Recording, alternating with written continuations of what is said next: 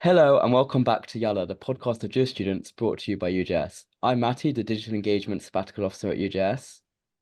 And I'm Ellie Glaser, President of Edinburgh JSOC. Today, we are honoured to be joined by Zack Davies, who recently starred on the hit TV show The Traitors. Welcome to the podcast, Zack. Hi, nice to meet you. Thank you for having me. Thank you for joining us. So to begin with, could you tell us a little bit about what your upbringing was like, please? Um, so my upbringing was kind of like very stereotypically Northwest London Jewish upbringing. I kind of lived in what you would call the Jewish bubble. All my friends were Jewish. I went to Jewish primary school, reception, secondary school, and kind of I don't think I had a non-Jewish friend till I was like I don't know, like 14 or 15. So I'd say it's probably was it's quite like a sheltered upbringing, isn't it? Is what I'd say about it. But yeah, only after going to like uni and kind of like expanding my horizons, do I start realizing that there's more to life than just the Jewish people in your close network. And I think I've definitely grown as a person because of that. I think you're very like kind of used to what's safe and kind of relative and kind of familiar to you. And then only when you kind of go to uni do you get the culture shock of like, oh no, everyone's like me. Yeah, everyone's different. No, everyone's the same. So when you went Yeah. to university and like left the Jewish bubble, as you said, how did like your relationship with your Jewish identity change through that? Um, so I think I probably stepped away from the Jewish identity. I still kind of hold like dear to me the element of Jewish culture and uh, Jewish social elements. I mean, religiously, I was never too focused on my Jewish upbringing. I was never really going to shul or like. I mean, I'm fast at Yom Kippur and um, try and listen to the shofar on like Rosh Hashanah, but I would never go beyond that. But I think I gradually the connection I have got has had got weaker over the years. And I don't think that's kind of to what I've exposed myself to, like going to uni and that sort of stuff. I think it's more just like an evolution of my thinking, just kind of moving away from that as being a core dependency in my life. Um, but it still holds like a tremendous place in my heart, like being Jewish and everything. My friends tell me because I mention it all the time. Just like whenever I'm like in public or something, and maybe I'm like getting in a debate with someone or on the show The Traitors, I always use kind of being Jewish as a hook. I don't know why I do it, but I just feel like it's really relevant, even when it isn't.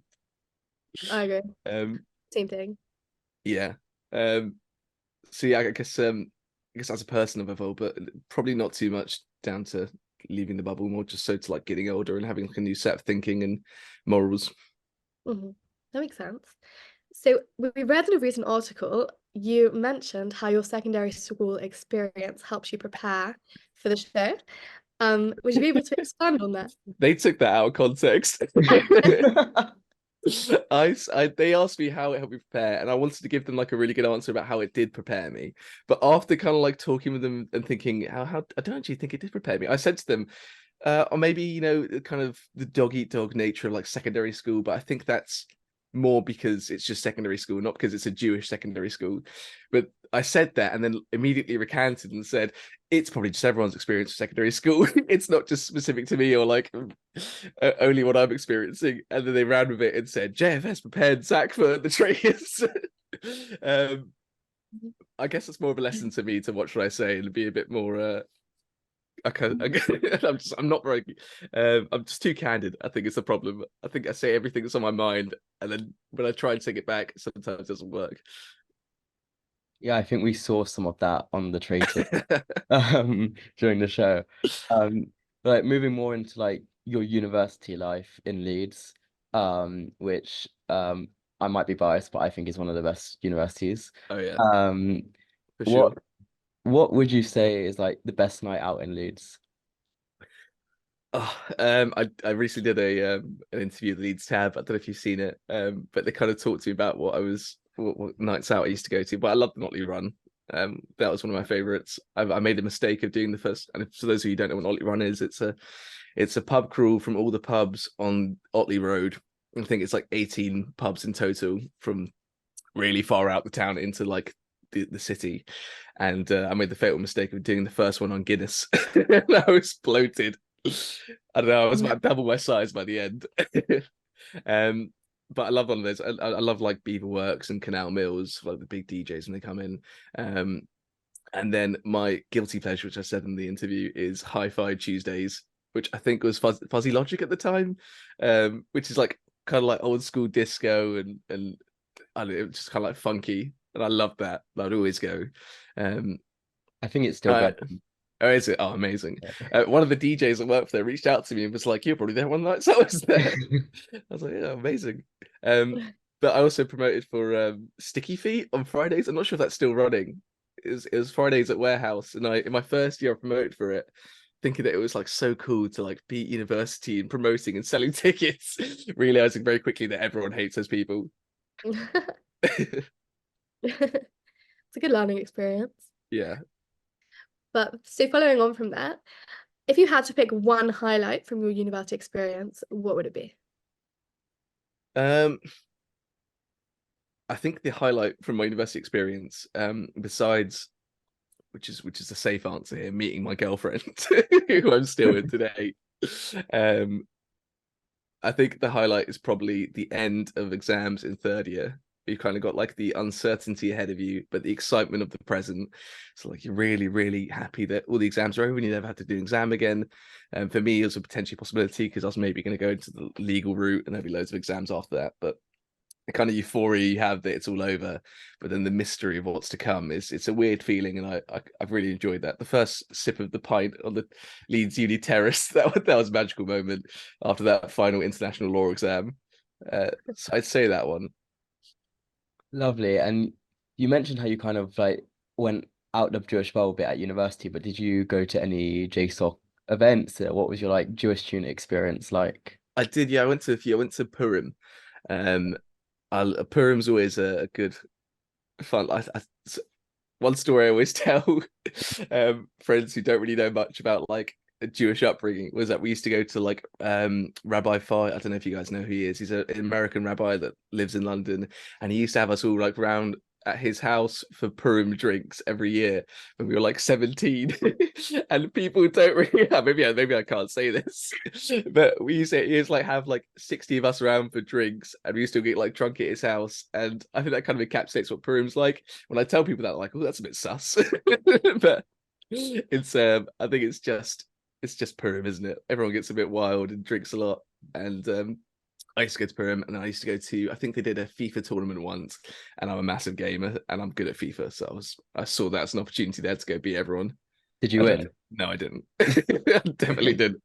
I think this comes back to like the whole thinking I'm better than I actually am at everything, like the crossbow thing and the traitors. Still think I'm good with that though. Yeah, good for you. Good for me. You don't agree? So aside from sometimes going to JSOC, which other societies were you involved in at uni? And how was that experience of being involved in student groups?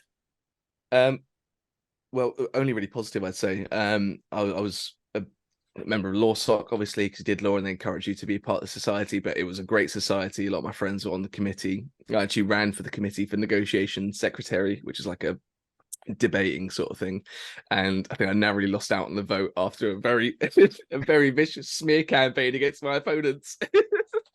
I would Photoshop pictures of them in like in like with like dodgy movie titles or something and be like, you can't vote for them, vote for me. We're like I think I did my own face on like Legally Blonde or something and used that, and then I can't remember what I did for the other people, but yeah, I loved Leeds Law Soc. It was a great university. Loads of really good events. I used to do an event where I think we did like every few months we did an event with philosophy society, business society, and there's all like it was like big bashes, and it was like a lot of fun meeting different people from different societies. But yeah, we have the Leeds Law talent show at the end of the year. That was like the highlight of the year, and my friend was the president, and I remember really clearly in like second year, maybe 10 years 9-10 years ago, of him coming out to Hotline Bling by Drake and the whole crowd going like wild for him. It was a really surreal experience to think about. And then I was part of Snow Riders. I got membership for Snow Riders to go on the Val Thorens ski trip Leeds, which is the social highlight of the year. I don't know if it still is, maybe. It's still quite renowned. Yeah, Val Thorens was so much fun. Just being out in like the French Alps for a week with 300 other uni students is a lot of fun. The club nights there are wild. Lovely. And moving now more into away from like university, more into like Sounds like I've just been talking about how much I drank for 3 years. So moving more into like your career, especially like before the Traitors, what like how did you decide you wanted to become a parliamentary like affairs advisor? Like, was that like during university or like after university? Yeah. Yeah, so I think I kind of got pushed into the legal route by my parents a bit because they're like, "Oh, my son, the lawyer." They wanted me to either become like a lawyer or a doctor or something like that, and I thought like it was sort of my identity to be a lawyer. Um, but then very swiftly realizing after my first year of law that I don't actually like the subjects. What I did love was politics and history, and I wish I did a history degree, because I think that's actually a degree where I genuinely enjoy myself and have fun to be stimulated by the course. But I realized too little too late that I'm kind of stuck with law, so it's still a good degree to have, which I've been told by my friends who are lawyers recently, which makes me feel a bit more comfortable in that. But I decided that my passion and like what I wanted to pursue occupationally was politics. I think it's maybe a bit difficult to be a historian when you haven't done a history degree. And politics seem to make sense because I've always been like very politically active, been a member of Labour Party since I was 16 or 17, after encouragement from my then politics teacher at the time. Shout out Mr. Bennett. He was he was very inspiring. And yeah, I kind of just then decided that public affairs and like political, it's sort of like political analysis is what I do at the moment, would be the right route for that because it uses my kind of communication and writing skills with my like kind of persuasiveness attached to it, which is sort of what public affairs entails, which is, you know, making your organization seem like it's doing really well in the political, public facing kind of life. So yeah, I kind of went to that, and now I've got a new job coming up. I'm starting work for Labour MP very shortly, which has been my dream to actually work in Westminster for the last 4 years. It's really difficult to get your foot in the door, but I'm now glad that I've actually done that. So I'll be starting there in about a month's time, which I'm very excited for. Good luck. That's Thank you. exciting. Welcome. So you mentioned how obviously law is still a really good degree to have. Do you think that your law degree helps you in this role more than people who've maybe studied politics or history, or in different ways? No. I mean, unless there's like a legal document that comes across the desk, which I wouldn't even be able to read, probably not. I would say law's really good at the extracurricular stuff around law, so like negotiating and debating and mooting. I think it's mooting is what it was called. I think that was really important because that enabled me to develop my persuasion skills, my argumentative skills. And when you was getting involved in that and doing negotiating, sitting across like a desk from 2 other students and kind of pitching our ideas to each other. I don't know if you know what negotiation is, but it's basically you're given a hypothetical case and you're both given one side of the coin. It's typically like a civil matter and you're mediators, and you have to kind of come out with a certain selection of like goals and asks that your client wants. And I loved that. And that was like right up my street. And I think I had to do it on my own because for some reason my partner didn't turn up because I think he was hungover. So I got through one of the rounds 1v2, which is still a uni highlight to this day. That's really impressive. Yeah, I'm chuffed about that. And then we quickly went out the next round when we were confronted by much smarter, much more prepared students. So yeah, law has helped in that sense in terms of like learning about, I don't know, international humanitarian law and like banking law is something I've actually carried me into my career. I'm really interested in banking and finance, financial services, and I loved banking law a lot at university, learning about like this might sound very boring, but like ring-fenced funds and stuff like that, and the operation of the FCA and the PRA. That's something I've carried with me because I've worked in the financial services sector my entire kind of career after university. So that's been really helpful. I've worked very closely with the FCA and PRA, so knowing a bit about what they do has definitely been helpful. I wanted to do my dissertation in banking law, but I was unfortunately late to the selection and only got constitutional law, which I kind of swerved to being about politics rather than law. Yeah. It's pretty smart. yeah, it was. The problem is this station. My tutor for this station wanted me to do it about like the constitution itself and like compare other countries, and I was like, no, I'm gonna do it about politics. Fair enough. And you mentioned you're starting in like a month to work for a Labour MP. Do you think you'll also do more work further down the line in the future in terms of like, because you've gained a following online, like being more like a typical like Instagram influencer, TV personality, sort of thing as well? That's Or quite a you... generous term. I No, don't think anyone cares about me. Uh, Sorry, I cut you off there. that was the end of the question.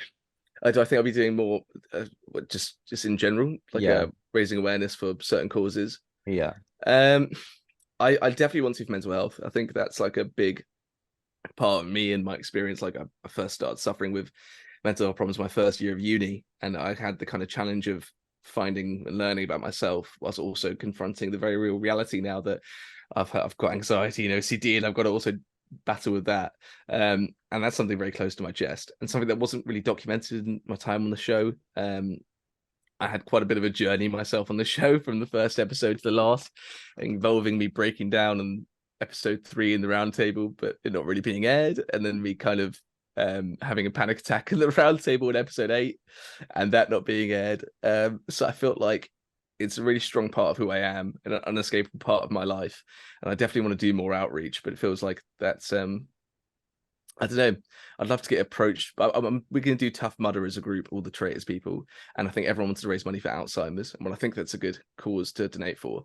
I think I wanted to donate for something a bit more personal to me, and I'm probably going to change the charity that we're donating for to Mind for myself. I raised money for them a few years ago, do November. I actually raised like £1,000 somehow. I think I was just pestering all my mates and be like, "You got to donate, you got to donate." So I certainly want to do more there. I think also being a Jewish person working for a Labour MP, I think there's also an opportunity to maybe raise awareness against anti-Semitism, because there has been a lot of it lately. Has been documented in newspapers today. And I guess whatever your stance on Palestine or Israel, there's definitely a clear against position I have against anti-Semitism. So definitely trying to do something there. Maybe liaising with I can't remember the Parliament, the Jewish Labour Party. I can't remember the group, the organization they have is called. But sorry Jewish for my, Labour Movement, is it JLM? I think it's JLM, JLM. yeah. Yeah, yeah. Someone in my school is actually, I think, the president for them. So definitely trying to do some outreach there. Yeah. That's Perfect. amazing. Very powerful. Do you Thank you. think in your outreach, are you at all tempted to do another TV show? I struggled a lot on the Traitors. Like it was really tough for me. And like I do like TikTok lives and stuff, and people ask if I'd ever go on All Stars, and I just don't know at this moment in time whether I could confidently say I would. Um, I would like to do TV shows that are less physically and emotionally grueling. So something like The Chase or something where I can make a fool of myself for not knowing the answer to a question that I'll really arrogantly think I do know. Or like Pointless or something like that. But I don't think I could go on like a Traitors equivalent or something like that. I know I'm a celeb. I think I'd struggle in like I'm a celeb. Not that I'm definitely nowhere near like the pool of potential candidates, but I'm a celeb. I got Sam Thompson and an insignificant person from the Traitors. I don't think they really marry up there. So But I wouldn't mind doing some other sort of fun things. Gladiators would be cool. I think Jasmine was saying she wants to. I talk to Jasmine like every day, and she was telling me she wants to do Gladiators. I think she'd be great on Gladiators. yeah, I think that seems like a really fun show to do. Mhm. But what made you sign up then to do the Traitors? I think it's the I said this before, but I think it's really true. I think it's the game show for gamers. I think it's like the reality TV show for gamers. I think for nerds and people who are like, um, it's not Love Island. I don't have to be like 6 foot tall and really good looking to be on it, and it's like quite strategic, and I don't want to say cerebral again because I got crucified for saying that on Reddit. But it is like quite brain heavy, and I think that kind of suits me. And it's like really interesting. Like my friends and I played loads of Mafia and like sort of Among Us type games, and it's kind of like resonated with me a bit. And I thought I'd probably be quite good at it or really bad at it, which I think I was somewhere in the middle of. And it kind of stood out to me as being like a really fun experience, especially stepping out of your comfort zone and meeting like 21 other people, which is it's basically like an excuse to me, I was saying in my interviews, it felt like a summer camp with a hint of murder attached. Yeah. Yeah, felt like a Israel tour again. That's exactly what I said when I first watched it. Yeah, like the abseiling down a cliff and stuff like that, which I didn't get to do. That is so Israel tour.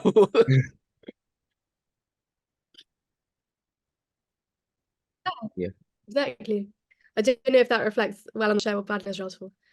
Take it as you will. I loved Israel tour. I think that was like one Do of you the think happiest your moments of time? my life. Yeah, me too. It was amazing. Um, so did you want to be a traitor or a faithful if you could have chosen? So obviously thinking with like a strategic cap on, strategic yarmulke on, kippah on. Sorry, irrelevant. I think I would have said be a traitor, obviously, because like you have the power in your hands. You can actually have a way for the traitors as one game. It's getting the faithful out and winning the game, which is like very not simple, but it's far easier than what the faithful have to do. The faithful have to not only find traitors, but they also have to convince people they're faithful, which is and obviously put across compelling arguments around tables and avoid banishment. So like this is kind of where I think Jazz had a bit of difficulty. He was actually convincing people he was a faithful by the end and like really putting across compelling arguments as to why he wasn't a traitor. He had the great gut instincts, but couldn't follow it up with like the sort of political element of the game. So I think for that reason, being a traitor is obviously what you want to be. Sorry. But I think being a faithful is more my speed. I don't think I would be. I was nervous anyway as a faithful. Like, imagine me as a traitor sitting at those round tables, bumbling away, just looking incredibly nervous. I think I'd just give the game away really early. So there's no point in me being a traitor. Whereas I think I could have. I thought prior to the show I could have done some damage as a faithful. Obviously, did a lot of damage for the faithfuls. Yeah, and we saw you like early on in the show, I think it was episode 3, you had suspicions that there was a mum and son playing the game. Did you think it was Diane and Ross, or did you think it was other people, and how did that like suspicion come about? Well, I said at the start that it was Diane and Paul. Oh yeah. I just thought there'd be another relationship dynamic, and I thought it would make sense for it to be a mum and a son, um, or a dad and a son, dad and daughter, you know, that sort of parent relationship. So I just from the start I kind of like looked at the portraits of people and I was thinking, who looks alike here? And I knew obviously Diane was Irish or Northern Irish. Sorry, she'll tell me off of that. Sorry, getting a bit too political there. and Paul just kind of had, because he was ginger, obviously, I kind of stereotyped and thought he looks a bit Irish. And then I looked at their eyes and they've got very similar, like very small, dark eyes. I just thought, this is a bit weird. It's kind of uncanny. Obviously, realizing that when Ross takes his glasses off and you see him without like the magnification of the lenses, he looks identical to Diane. And I didn't realize that at the time because he has glasses on all the time. You're never really getting like to sit down and like glare at him across the table or something. But then when he takes them off, it's uncanny. So I kind of realized too little too late. Then I handed the show the best line of the series with the Ross Paul couldn't be my son, but Ross is. I'm taking some credit for that. Like I got that line. I think I'd like to say that I got that line across the table. I think that was But, one of the best lines of the series. yeah, Diane was brilliant in that. I wonder if she'd like rehearse that that line, that delivery. Unbelievable delivery.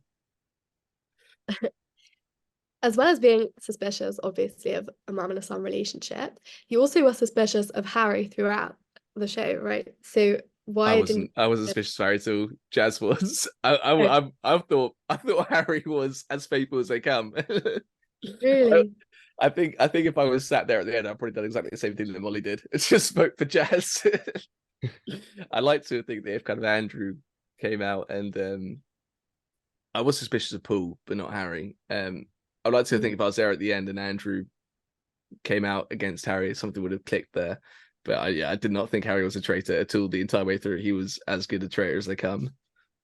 So when Jazz like was speculating that Harry was a traitor, did everyone just not get on board with it and just think that Jazz was just in his own mind sort of thing? Yeah, I don't know if you remember the clip where he's telling me and Evie that he Yeah. thinks Harry is a traitor, and we're kind of laughing him out the door. Yeah. I feel awful about that, by the way. But like Jazz came across in so like his edit in the show.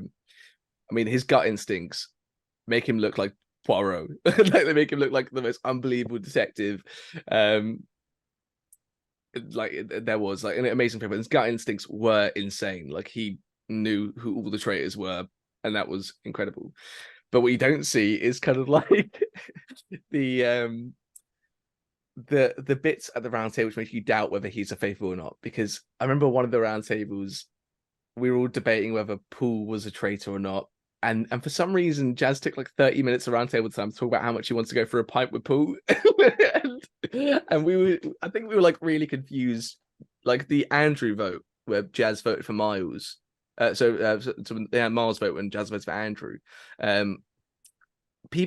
Everyone thought that Jazz was a traitor the entire way through. Like his actions were so suspect.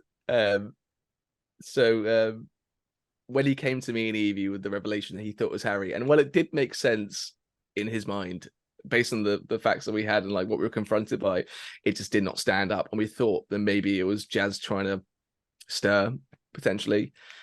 So we didn't buy it, and we thought it was just a little bit of a desperate play. But obviously, what a player he was! I was rooting for him big time. For sure. What was your favorite mission of the show? My favorite mission was the graveyard mission, where we were digging in the crypts and the tombs. It felt like, because I said I'm a bit of a gamer, it felt like a Mario Party mini game or like a Pummel Party mini game, and that was like right. I've actually played like dodging spotlight mini games on my computer loads, so that was right up my street. I knew that I couldn't get caught by the spotlights, otherwise I'd come back and sit on Discord with my mates and they'd all crucify me for it. They were like, how'd you get caught? You've done it thousands of times. So that was my favorite. It was like living a little mini game. But I think like aesthetically the coolest mission was the funeral mission. It was just so camp and well done. And I loved it. The missions just look so much fun, and as you said, it's like it does feel like a summer camp sort of vibe. I think that's kind of like what gives it the summer camp aspect. Yeah. I actually skipped the missions when I was watching the first season. I was only interested in the round table and the banishments. I lived for the drama. So I was just like, this is pulling away from the drama. But I think the missions definitely got a level up this year. I don't know if the budget's increased, but that combined with the dynamic of like getting shields during the missions was, I think, a really necessary thing for the show to implement. I would love to see like some sort of like sabotage acting going on. So like the traitors have to actively pull away from the prize fund. I think that would be a really nice fresh twist. Keep the show kind of watchable. Get you on the production team for series 3 then. I don't think so. It's a hard job. Like they work like we're obviously filming like 16-hour days for 3 weeks, but they were living 16-hour days for 3 months. So you have to really respect what they do. Like they're incredible people. They're really hard workers, and I couldn't do it. Fair enough.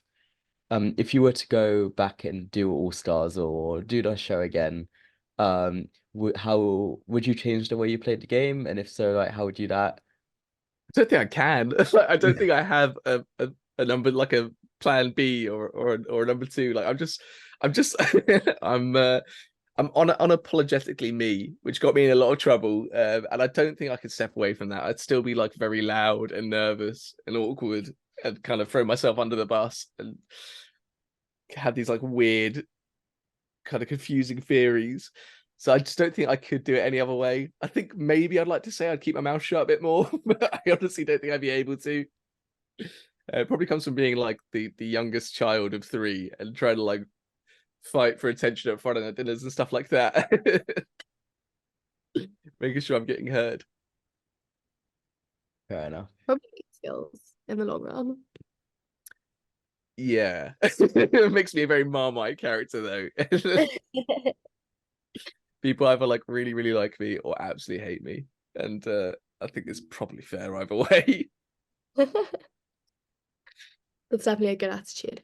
So for the final section of the podcast, we're going to do some quick fire questions. Cool. Okay. Are you ready? Yeah. I just always feel a bit nervous with quick fire. They're not mean. They're not mean. Israel, Yeah. Palestine. Stay away from that one.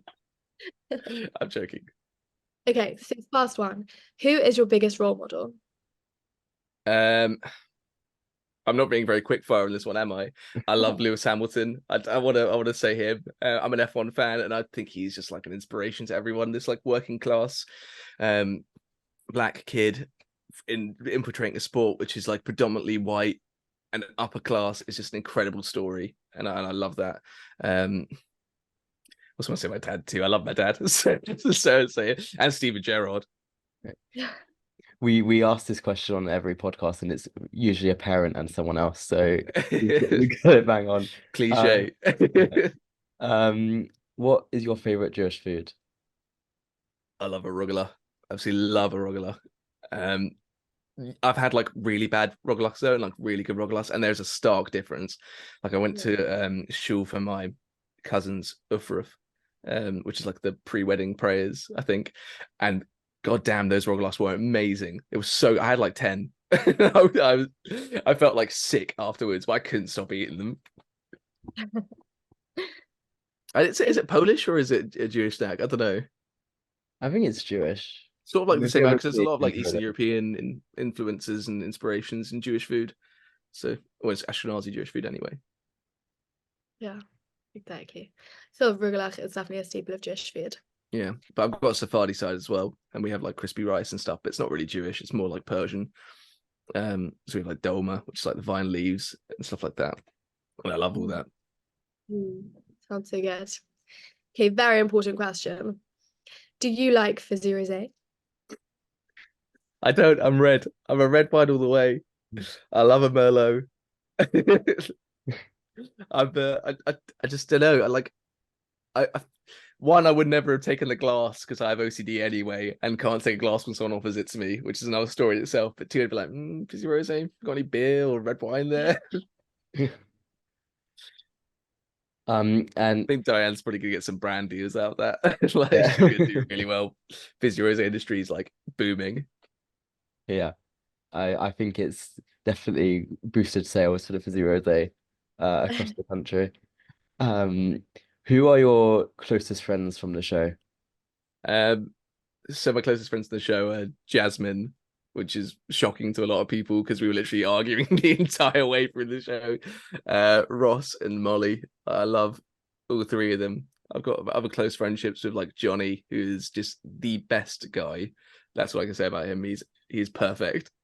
And Evie as well, and Andrew. I called Andrew my dad on the show. But yeah, he always has to like leave the viewing parties early or something to get the train back to Cardiff. So I never speak to him as much as I'd want to. Whereas Ross and Jasmine are literally a stone's throw away in Walthamstow. So we'd be out for pints all the time. That's so lovely.